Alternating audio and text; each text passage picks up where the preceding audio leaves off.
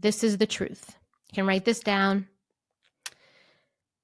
Your body doesn't owe anyone evidence of your progress, including you. It doesn't need to be a billboard for your healing. It doesn't have to look the part for your growth to be real. You could still be powerful and soft, right? You don't have to be in control all the time. You don't have to have it all together. You don't have to have all the answers. You don't have to always make the perfect food choices, right? But you can be put together and you could be still healing and evolving and growing. You could be flawed and still whole, right? So you could have goals and not do everything perfectly all the time, not need to feel like you have this perception of doing everything perfect and right. Because when you detach from the external approval, you give yourself permission to eat in a way that actually nourishes you, right? That actually is generative and gives back and allows you to feel joy, pleasure, trust.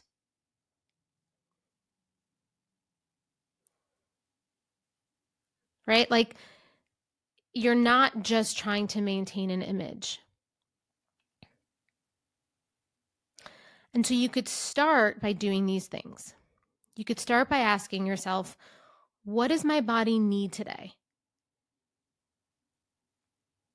What would actually feel good to me, not just look good to others? And who am I if I'm not trying to impress anyone? Okay, these are the types of questions that I ask my clients when we are actually working on weight loss. Because your why, for why you want to improve your body in some way, needs to be about you. It needs to be about deeper needs. It needs to be about building the skill to be able to both enjoy food and make choices that are in integrity with your goals.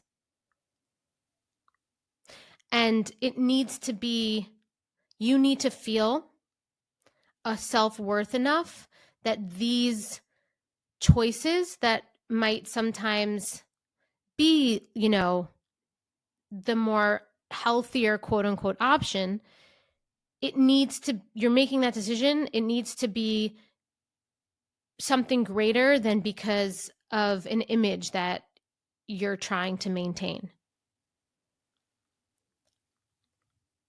Because when it is, food becomes neutral, right? There's not so much of this emotional angst attached to food.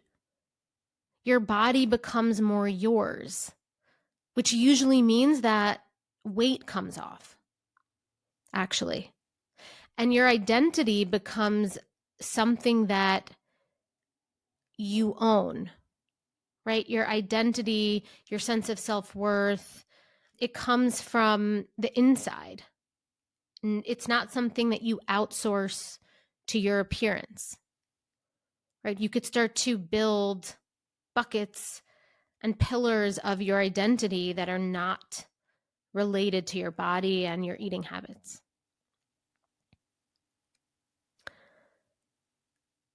So how do we start living authentically over impressively, right? Over performatively, or for what people perceive.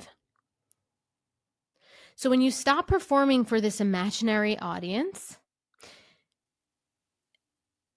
your body stops becoming a billboard and it becomes a home. It becomes a home. You no longer have to micromanage every inch of yourself, trying to win, trying to win these invisible gold stars. You could start living your life that's aligned with your values, with your dreams, with your goals,